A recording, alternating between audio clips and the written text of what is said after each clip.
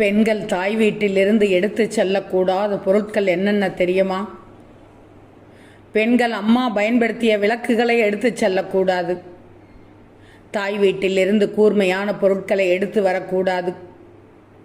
சமையலுக்கு உபயோகப்படுத்தும் எண்ணெயையோ வீட்டில் உள்ள துடைப்பத்தையோ சீகையோ கொடுத்து அனுப்பக்கூடாது. பெண் பிள்ளைகளுக்கு